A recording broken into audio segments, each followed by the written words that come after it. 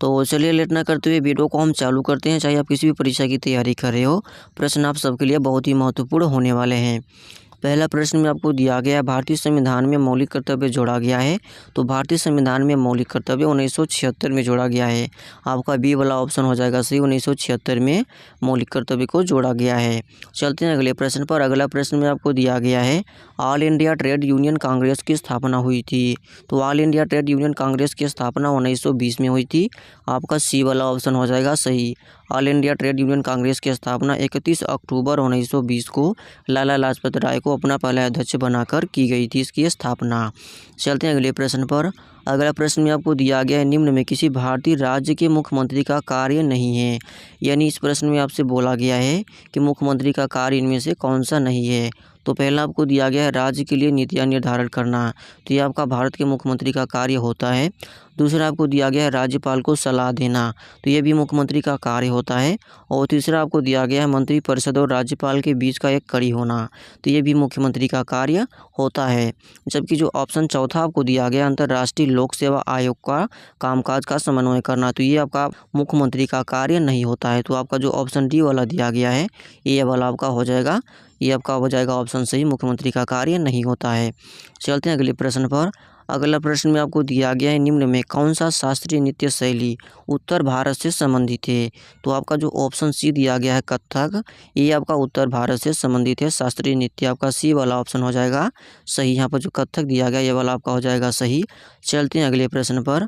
अगला प्रश्न में आपको दिया गया है, निम्न में जनगणना 2011 के अनुसार केरल की साक्षरता दर कितनी है।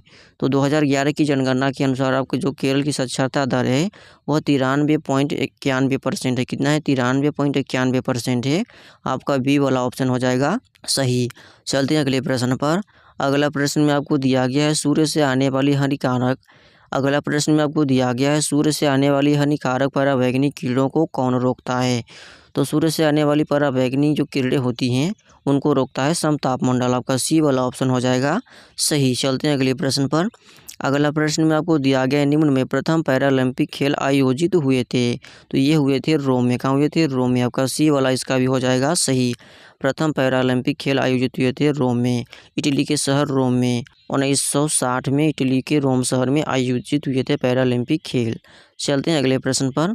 अगला प्रश्न में आपको दिया गया है, निम्न में भारत के पड़ोसी देशों में कौन सा देश धर्मनिरपेक्ष है।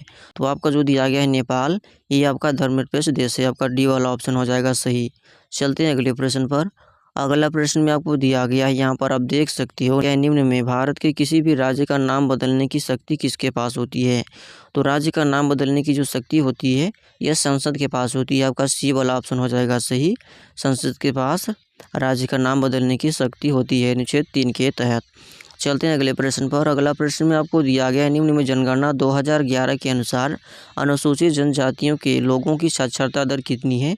तो 59% है। कितनी है? 59% है। आपका बी वाला ऑप्शन हो जाएगा सही। चलते हैं अगले प्रश्न पर। अगला प्रश्न में आपको दिया गया है, 42वें संविधान संशोधन अधिनियम 1976 द्वारा मूल सूची में कितने राज्य के नीति निर्देशक तत्व शामिल हैं। तो आपके 4 हैं। कितने हैं? 4 शामिल हैं। आपका सी वाला ऑप्शन हो जाएगा सही। कौन कौन से हैं यहाँ पर आप नीचे देख सकते हो। पहला आपको दिया गया अनुच्छेद 39A, दूसरा आपको दिया गया अनुच्छेद 43 है, तीसरा आपको दिया गया अनुच्छेद 48 है, चौथा आपको दिया गया 39F। चलते हैं अगले प्रश्न पर। अगला प्रश्न में आपको दिया गया, यूरिया में कौन सा तत्व मौजूद होता है। तो यूरिया में आपका कार्बन होता है, हाइड्रोजन होता है, ऑक्सीजन और नाइट्रोजन होता है। ये सभी यूरिया में होते हैं। तो आपका पहला वाला ऑप्शन हो जाएगा सही। चलते हैं अगले प्रश्न पर। अगला प्रश्न में आपको दिया गया, सविनय अवज्ञा आंदोलन शुरू हुआ था। तो सविनय अवज्ञा आंदोलन शुरू हुआ था 1930 में। कब हुआ था? 1930 में शुरू हुआ था। आपका ये वाला ऑप्शन हो जाएगा सही। सविनय अवज्ञा आंदोलन 12 मार्च 1930 को महात्मा गांधी द्वारा दांडी मार्च के साथ शुरू हुआ था। चलते हैं अगले प्रश्न पर। अगला प्रश्न में आपको दिया गया है, गल्फ धारा किस महासागर की तेज गर्म धारा है। तो ये आपका अटलांटिक महासागर की है। आपका ये वाला ऑप्शन हो जाएगा सही। चलते हैं अगले प्रश्न पर। अगला प्रश्न में आपको दिया गया, यहाँ पर आप देख सकते हो, प्राथमिक घाटा क्या है। तो प्राथमिक घाटा क्या है? तो यहाँ पर जो पहला वाला ऑप्शन आपको दिया गया ये वाला, ये आपका सही हो जाएगा। कुल घाटा माइनस ब्याज घाटा आपका प्राथमिक घाटा है।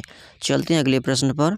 अगला प्रश्न में आपको दिया गया है, तूरा किस पहाड़ी पर स्थित है जो हल्के आर्द्र कृषि जलवायु क्षेत्र के अंतर्गत आता है? तो यह कहाँ पर है? यह आपका गारो पहाड़ी पर है।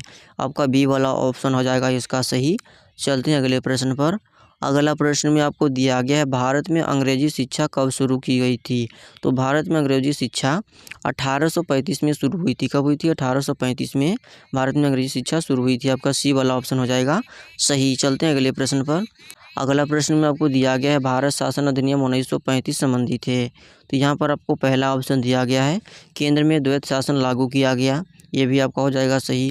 शक्तियों का संघीय और प्रांतीय सूचियों में विभाजन किया गया। ये भी आपका हो जाएगा सही। तीसरा आपको दिया गया, एक अखिल भारतीय संघ का प्रस्ताव रखा गया। ये भी आपका हो जाएगा सही। तो आपका डी वाला जो ऑप्शन दिया गया है सभी वाला, ये आपका हो जाएगा सही। भारत शासन अधिनियम 1935 ये सभी संबंधित हैं। आपका डी वाला ऑप्शन हो जाएगा सही। चलते हैं अगले प्रश्न पर। अगला प्रश्न में आपको दिया गया है, भारत किस गोलार्ध में स्थित है? तो भारत आपका उत्तरी पूर्वी गोलार्ध में स्थित है। आपका डी वाला ऑप्शन हो जाएगा सही। भारत आपका उत्तरी पूर्वी गोलार्ध में स्थित है।